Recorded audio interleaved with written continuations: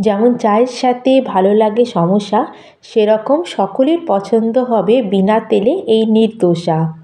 আপনাদেরও যদি আমরা যে রেগুলার ধোসা বানাই সেটা যদি বানাতে অসুবিধা হয়, তাহলে আপনারা কোনো ঝঞ্ঝট ছাড়াই নিঃসন্দেহে এই নির্দোসাটা বানিয়ে নিতে পারবেন, যেটা আপনাদের বানাতেও খুব মজা লাগবে আর তার সাথে খেতেও।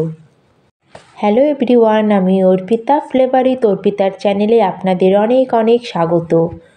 তাহলে চলুন আজকে super tasty and super healthy neer dosa বানানো শুরু করা যাক। আর আজকের যদি রেসিপিটা আপনাদের একটু ভালো লাগে বন্ধুরা, তাহলে একটা ছোট্ট লাইক করে দেবেন, শেয়ার করে দেবেন। আর চ্যানেলে যদি নতুন বন্ধু হয়ে থাকেন তাহলে প্লিজ চ্যানেলটিকে সাবস্ক্রাইব করে দেবেন। আর এই ধোসাটা বানানোর জন্য এখানে আমাদের কোনো ডালের দরকার নেই, সিম্পল এখানে আমি চাল নিয়ে নিয়েছি। আর চালও আপনারা যে কোনো ব্যবহার করতে পারেন। আর এখানে আমি 1 বাটি আতপ চাল নিয়েছি। এই রেসিপির জন্য কোনো এখানে স্পেশাল চালের দরকার নেই। আর চালটাকে প্রথমে আমরা 1-2 বার জল দিয়ে ভালো করে ধুয়ে নেব। আর যদি আপনারা নাস্তাটা সকালে বানান তাহলে চালটা আপনারা রাতেবেলায় ভিজিয়ে রেখে দেবেন। আর যদি আপনারা নাস্তাটা খুব তাড়াতাড়ি বানাতে চান, মানে 1 থেকে 2 ঘন্টার মধ্যে নাস্তাটা রেডি করে নিতে চান, তাহলে আপনারা কি করবেন, চালটাকে ভালো গরম জলে ভিজিয়ে দেবেন, যাতে আমাদের চালটা তাড়াতাড়ি এবং ভালোভাবে সফট হয়ে যায়। ব্যাস, এটাই সিম্পল একটা মেথড। আর এখানে ব্যাটারটাকে কোনো ফার্মেন্টেশন করার কোনো দরকার নেই। আর চালটাকে আমি ভালো করে ধুয়ে নিয়ে এসেছি। এখন চালের মধ্যে আমরা জল দিয়ে এটাকে আমরা 3-4 ঘন্টার জন্য ভেজার জন্য ছেড়ে দেবো। আর চালটা যখন 3-4 ঘন্টা হয়ে যাবে তখন আমরা এই নাস্তাটা বানানো শুরু করব। কিন্তু তার আগে আমরা এই চাটনিটা বানিয়ে তৈরি করে নেব, কারণ এই ধোসার সাথে এই চাটনিটা খেতে দারুণ লাগে। তার জন্য কড়ার মধ্যে আমি প্রথমে দিয়ে দিয়েছি 1 থেকে 2 চামচ মতো তেল। আর তেলটা একটু গরম হতেই তাতে একটা মিডিয়াম সাইজের পেঁয়াজকে আমি রাফলি চাপ করে দিয়ে দিয়েছি। আর তার সাথে এর মধ্যে অ্যাড করে দেবো 6 থেকে 7টা রসুনের কোয়া। আর তার সাথে নিয়েছি এখানে আমি 1 ইঞ্চি আদার টুকরো, এটাকে ছোট ছোট করে কেটে আমি এর মধ্যে অ্যাড করে দিচ্ছি। ব্যাস 2 মিনিটের জন্য সব জিনিসকে একটু আমি কুক করে নেব। বা আমাদের এটা ততক্ষণ কুক করতে হবে যতক্ষণ না আমাদের যে পেঁয়াজটা আছে বা সব কিছু আছে একটু না ট্রান্সপারেন্ট হয়ে যায়। আর এইভাবে আমাদের এটাকে কিছুক্ষণ নাড়িয়ে নিতে হবে, যাতে সব কিছুর একটা কাঁচা গন্ধটা যেন চলে যায়। কিন্তু আমাদের এটা খেয়াল রাখতে হবে যাতে এখানে যেন সব কিছু একটু ব্রাউন না হয়। যেরকম আমরা কোনো সবজি বানানোর সময় যেমন পেঁয়াজটাকে ব্রাউন করি, সেরকম করবো না এখানে। ব্যাস, যতক্ষণ না এর কাঁচা গন্ধটা আমাদের চলে যাবে ততক্ষণ এটাকে একটু আমাদের কুক করে নিতে হবে। তারপর আমরা এর মধ্যে অ্যাড করে দেবো 1/2 বাটি মতো বাদাম।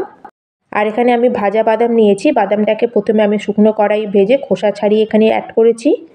আর আপনাদের কাছে বাদাম না থাকলে বাদামের জায়গায় আপনারা রোস্টেড চানা ডালও ব্যবহার করতে পারেন। আর আপনারা যেরকম ঝাল খেতে পছন্দ করেন সেই অ্যাকর্ডিং আপনারা এখানে লঙ্কা অ্যাড করে দেবেন। তারপরে আমরা আবার সব কিছুকে 2 মিনিটের জন্য আরেকবার এটাকে একটু ফ্রাই করে নেব। ব্যাস, ঘরে থাকা এই সব সিম্পলি জিনিস দিয়েই আমাদের খুবই টেস্টি চাটনিটা রেডি হয়ে যাবে। ব্যাস, সব কিছু জিনিস যখন ভালো মতো একটু কুক হয়ে যাবে তখন আমরা এটাকে গ্রাইন্ডিং জারের মধ্যে ট্রান্সফার করে দেবো। আর তার সাথে এর মধ্যে আমি অ্যাড করে দেবো 1 মুঠো মতো ধনেপাতা। আর ধনেপাতা অ্যাড করলে কালারটাও সুন্দর আসে আর তার সাথে টেস্টও ভালো আসে। আর তার সাথে এর মধ্যে স্বাদ অনুযায়ী অ্যাড করে দিলাম নুন। আর এখন এর মধ্যে আমরা জল অ্যাড করে আমরা চাটনিটাকে খুব সুন্দরভাবে পিষে নেব। আর যখন আপনারা চাটনিটাকে পিষবেন দেখবেন খুবই সুন্দরভাবে চাটনিটা পিষে যাবে।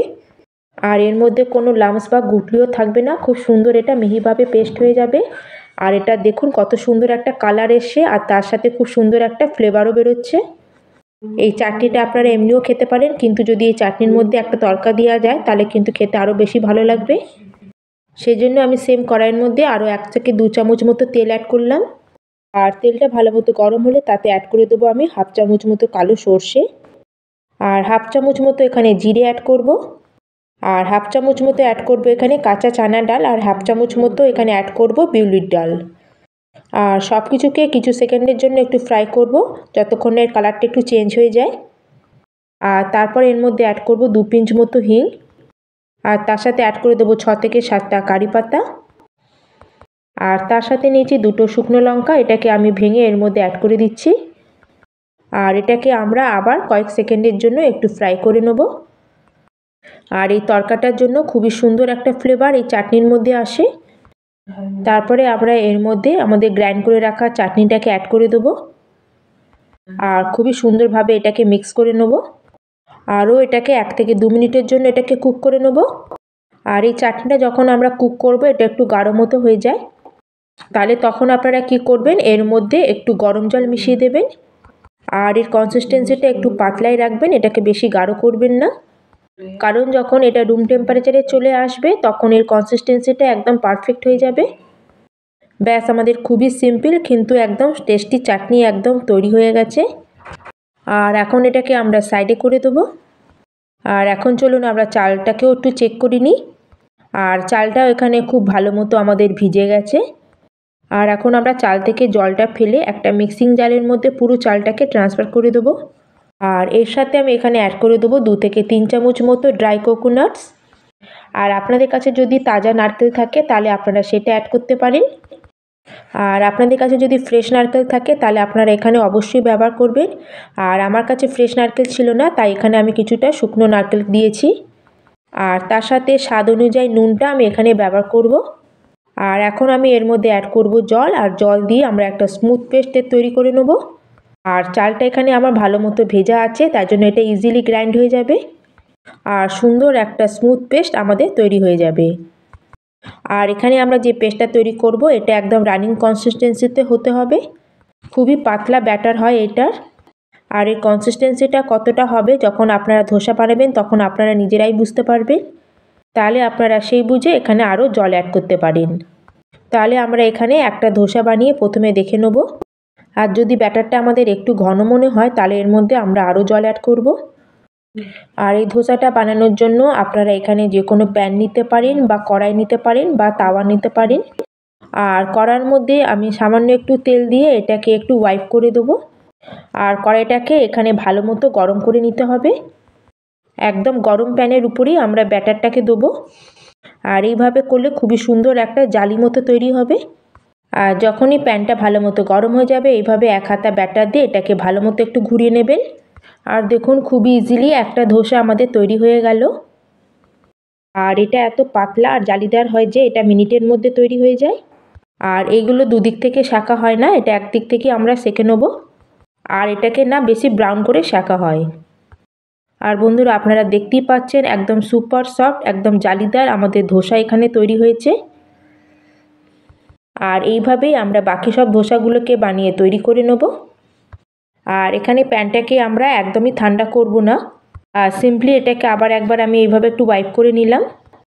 আর আবার এর মধ্যে 1 হাতা মতো ব্যাটার দিয়ে দেবো আর এটাকে একটু ঘুরিয়ে নেব। আর এটা আপনা থেকে কত সুন্দর একদম জালিদার ধোসা আমাদের তৈরি হয়ে গেল। আর এই ধোসাটা যখন আপনারা বানাবেন দেখবেন বানাতে আপনাদের খুবই মজা আসবে, কারণ এটা খুবই তাড়াতাড়ি তৈরি হয়ে যায়। আর এই দেখুন বন্ধুরা আমাদের super tasty and super healthy নাস্তাগুলো একদম তৈরি হয়ে গেছে।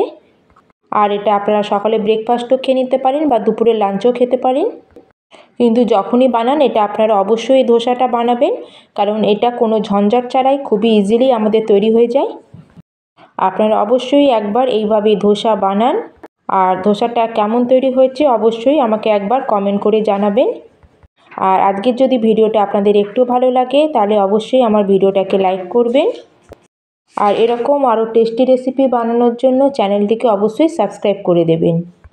তাহলে আজকের মতো আমি এখানেই শেষ করলাম, আবার চলে আসছি অন্য একটি নতুন রেসিপি নিয়ে। ধন্যবাদ।